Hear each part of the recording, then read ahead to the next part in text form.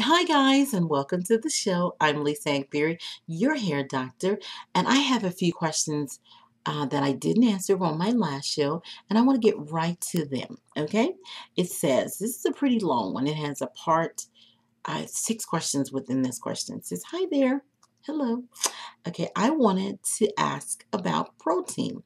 I read that we should be looking for hydrolyzed protein in our products because their molecules are small enough to fit in the gaps of the hair strand. Is that true? Yes, it's important to use a vegetable protein or hydrolyzed protein because the molecular weight, the molecules that make up the protein is small and you want to fit right in the gaps next to the hair so you can help to strengthen the hair because hair is mostly composed of protein and you need that extra protein against that keratin. Okay. Also, is there a particular type of protein that we should look for? Wheat protein. Try to do more of your vegetable proteins. That's going to be important. Also, I have very porous hair and thought because of this, I would need a lot of protein. Is that the theory I should be working with? Well, protein is going to strengthen the hair, but if you protein and moisture together, what's going to happen is you're going to strengthen, but you're going to make the cuticle layers more compact as you fill in those gaps. There's a delicate protein and moisture level within the shaft that must stay balanced. And if you put that protein along with the hydration hemetrins in your conditioner as well, then you're going to find that you will have a more compact cuticle and you will fill in the gaps, increase elasticity, increase shine, so you have strong, soft hair and more hydrated. My hair is soft and that's what I use. Okay, next question, next part of the question. Glycoprotein, she wants to know when I use glycoprotein, um, my hair seems to get really dry, and I was told that protein overload. And this is what I'm talking about, guys. Do not take a raw material and just use it on your hair. You want to get the both. You have to balance. You can't use protein alone. When he's talking about protein overload, what's happening? You're getting more protein and you're not balancing that delicate level. So you need protein moisture deep penetrating. Okay? All right. Let's see. It said, sorry, I have another question. No, sorry, no worries. Let's see if I got this all the other question in. Um, okay, wait a minute. Let me just finish the last part.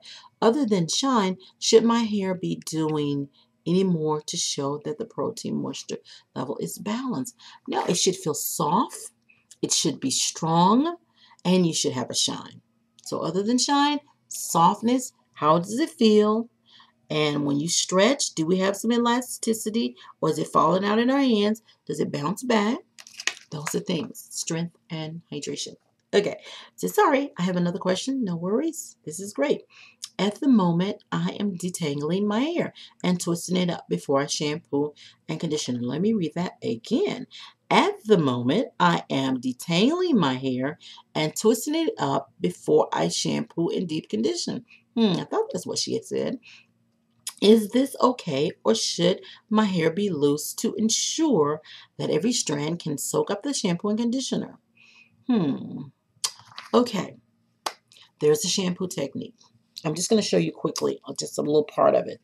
When you shampoo your hair, the concern is, am I going to tangle up my hair? This is why people plait their hair and before they shampoo. That's not necessarily the answer. And I'm going to address times when it's okay to do that in just a moment. The technique is fingers under the hair, massage, come down, smooth over the top of the hair. Now, before you do that, you take your fingers, you open. Now, you see this? It must slide straight through. And you section for control. And once you've got it sectioned, then you're shampooing under the hair and you're shampooing on top of the hair. So you're shampooing hair, you're shampooing scalp.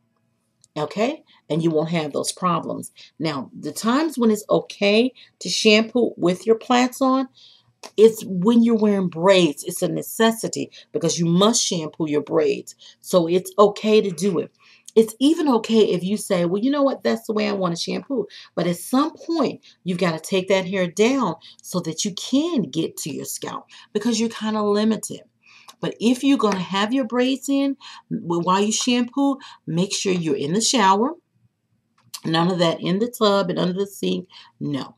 In the shower, make sure you have good forceful water, spraying on top of each plant and just hold for a few minutes so it goes through.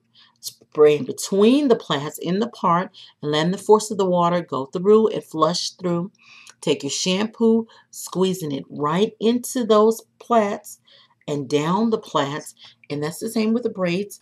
And between the parts to make sure that everything goes through the braids and gets into the scalp because you need to clean your scalp. Because what happens, I see a lot, and my fro just seems to be doing some crazy stuff, but that's okay because I love it anyway.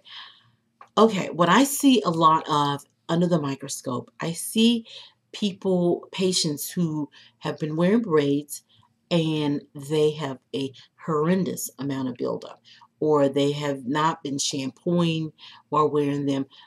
And so I tell them, I said, okay, this is a problem, but we have a braid program. You can use that with your plants. And I just want to kind of cover all bases. I want you to know it's best to take it down and learn the right technique. But if you have braids or locks or a way where you're not taking your hair loose, then you need to follow a good program. I have a braid program and I have a program for locks. And all of that will help you. Okay? Just remember that. I also have a technique on shampooing. If you go on my website at lisaakbari.com, go under the natural hair page, you'll see a video of me on how to shampoo your hair. All right? So remember that. Okay, let's see. I think she has one more question also. And she says, question and shampoo. Also, I alternate conditioners each week. For example, I may use a conditioner and following week a moisturizing deep conditioner. And then she says, I have been doing this and I don't want to get a protein overload. Do you think it's okay? Again, it goes back to what we said. And she named some conditioners, but there's a line through them. And we don't really bash or promote necessarily any product necessarily on this particular one. And I try not to do that because there's some great products out there and a lot of people are very sensitive about the products they use and they love the companies and are pretty dedicated. My job here is to help you with your hair and help you to make the right decisions. So I'm going to say to you, if you're using a repair conditioner, it depends on what it's doing. I'm not sure. Their terminology varies. Things like repair conditioner, deep fix. We want protein and moisture. Simple. And it should say it. Okay? All right. It says, I have been doing this. Okay. She wants to know what's okay.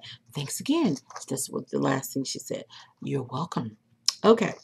Is castor oil a good oil to use on your hair? This is the oil question again, guys.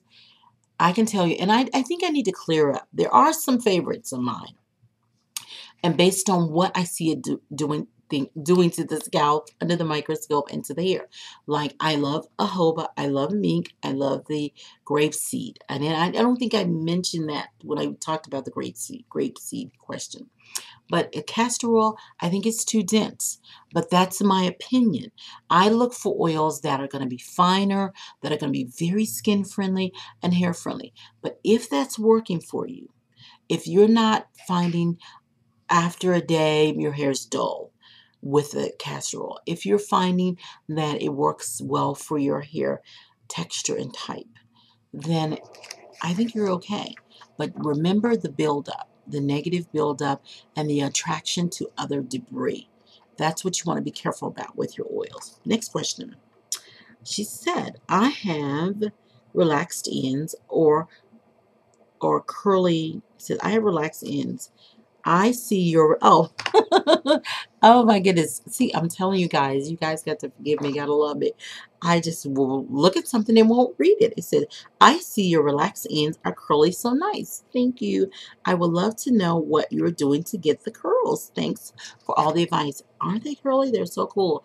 Well, what I do is my twist and tuck. Absolutely love it.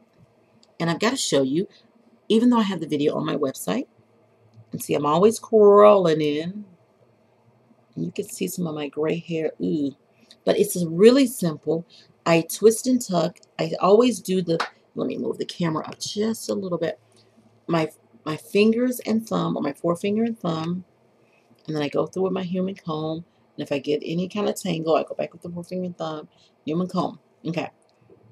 Making sure I'm not stressing my hairline. 2 sections and pull it away from the hairline. And now I'm going. And I'm twisting and twisting and twisting. And I twist. And then I get to the ends. You see how shiny my hair is? My fingers are, so you know I've got lubrication. And then I take my finger. And I leave a lot of puff at the scalp because I definitely do not want to put any stress on my follicles.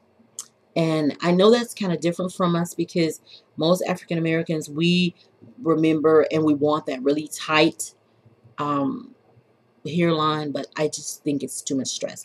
And then I roll it down, as you see I've done here. And then I take it and I tuck the end, which gives me this nice protective style that you guys are always talking about. And I do that over my head. It takes about 5 minutes at night. And I make, maybe, depends, I may make, I know it's 5 minutes. Sometimes it's 8, sometimes 10 of these little twists and tucks over my entire head. Sometimes 6. No, usually it's 8. And then I take it down, pull it loose, fluff it up, and I am ready. So long as that ends, see the great thing about, and those folks who are transitioning, you guys are giving yourself a hard time because you don't have to chop. And that's one of the things, the reason why I did relax my hair, so I could show you you don't have to chop. And the other thing is, this relaxed hair on the ends, I use it.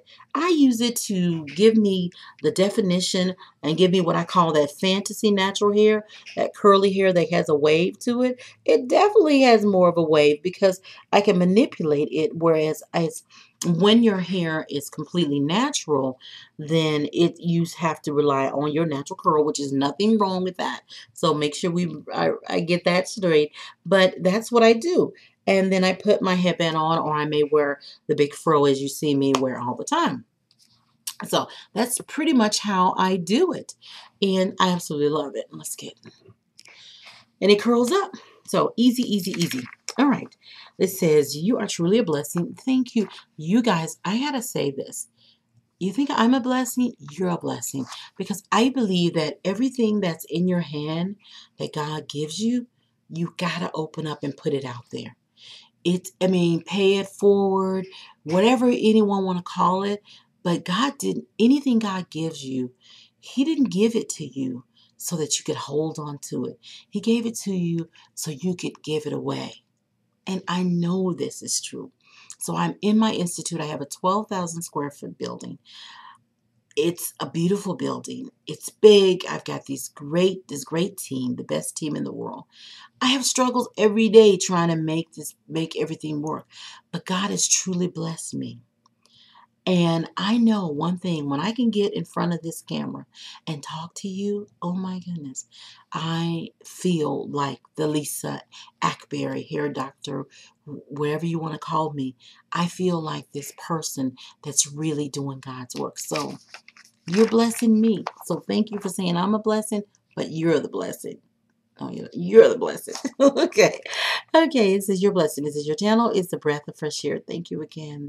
There's so much info and opinions out here. Nice to get real answers and advice. There are a lot of others with good advice as well, but thank you for complimenting me that way. It says, I like to know what you think about using vaginal creams on your hair for hair growth. Okay. Because of yeast problems on the scalp, a lot of people believe that you should use, and there have been some patients to tell me they've been prescribed creams for yeast infections that would normally be used in the personal areas. I don't necessarily recommend that, and that's as a trichologist. I am not a dermatologist who would deal with a scalp in a disease state. I use certain lights to recognize diseased scalp. And so in many cases, I will say, okay, if there's disease here, we need to see a dermatologist in those cases rather. But I don't recommend, because what I found that patients who were using these creams for yeast infections, I have put them on a strict scalp regimen, natural regimen of detoxification of the skin, and they have not had to use those creams, and they've done very well, thank you. So I don't recommend them as a trichologist. Okay, now, next question, it says, Dr. Akbari, I truly appreciate you've been clearing up a lot of things, confusing things about oils and moisturizers and conditioners. Since a lot of information is out there, everyone is tapping in on. Okay, it said, I get dizzy going into the hair aisle at the beauty stores. I know there's so many items. This is a billion-dollar industry, guys. So you have to understand, everybody's wanting your attention. Everybody's wanting you to buy their products. So just remember that. You're going to get dizzy. Olive oil, coconut oil, or she mentioned all the things. I'm learning to keep it simple. That's it. Keep it simple, as you mentioned. I still have an itchy scalp. It's driving me crazy. I must get those, okay, she said, let's get those chest strips. You still have an itchy scalp. Okay, if you have an itchy scalp, two things you got to do. Just go do it right now. You need to do a pre-poo, pre-shampoo treatment with your clarifier. Okay, so you want to get your applicator bottle, you want to go from ear to ear, front to back, and you want to make sure that you're putting that on the scalp, the clarifier, going through, going with your fingers under the hair, massaging in, and then putting cotton around the hairline, putting a plastic cap on, sit under a preheated dryer. Yeah, that's right. This is the time we want to sweat, because sweating regulates the body temperature, but it also detoxes. It dumps waste and salt. So it'll detox your pores, and it'll help you dump things that are trapped in your pores out. Okay? So that's important. Now, afterwards, you want to lubricate the scalp. After you do that, you're going to shampoo, you're going to condition, deep condition. I'm just trying to roll the tape forward a little bit. And then you want to make sure that you lubricate the scalp while the hair is wet. Oil your scalp while the hair is wet. So just to roll back through so you don't miss anything, you're going to pre-poo using your applicator bottle, clarifier in it, ear to ear, front to back, every inch of your scalp, cotton around your head, just plastic cap, sit on a preheated dryer at least 10 minutes or more until you sweat. And then get out of the dryer, shampoo once again with your clarifier, staying under the hair into the scalp, rinsing very well, do your deep conditioning, rinse that very well, and then towel blot to remove your excess water, use your leave-in conditioner, and then oil your scalp while your hair is wet. Depending on your hair texture, fine hair, you got to spot and lightly oil. Coarse hair, medium to coarse, you can use a little bit more. And then then roll a set. And try to limit your dry time, and make sure, and if you're natural, then you twist and tuck and let it dry natural. Okay, try that. Keep me posted. Okay. Now, and then you may have to be seen, because first, if you have an itchy scalp, then that's a reason. A scalp itch is like a headache. A headache says, I'm hungry, I'm tired. It may be something more serious.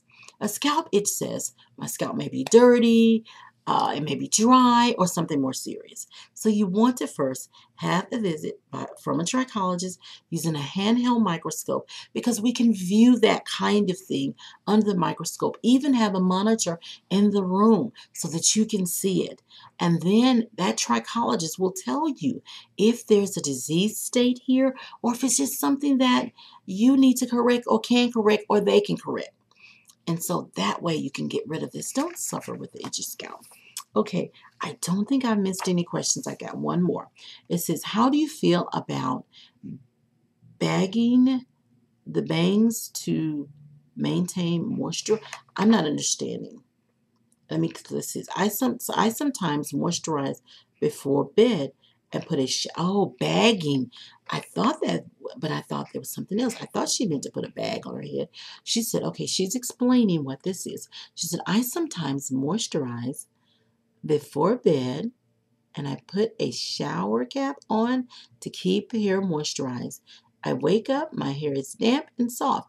I also moisturize and use a shower cap when I wear a pony or wig. I like the way my hair feels, but I just want to make sure I'm not doing something to harm. Okay, you don't want to sleep in a plastic cap because sweat, waste, and salt, that could occur.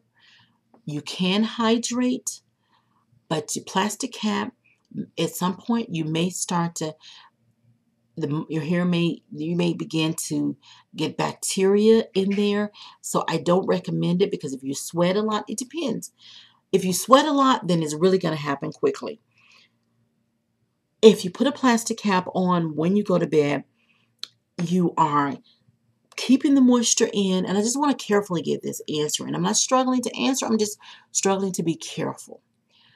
I want you to know that it's a better way to do it because there are too many things that could go wrong, especially when it comes to bacteria developing in a damp, moisture closed in plastic cap area for a period of time. Now, if you're heating up that hair, it causes the conditioner to go into the hair, penetrate the cuticle for a small period of time. But if you're sleeping overnight, you're sweating, the sweat dries.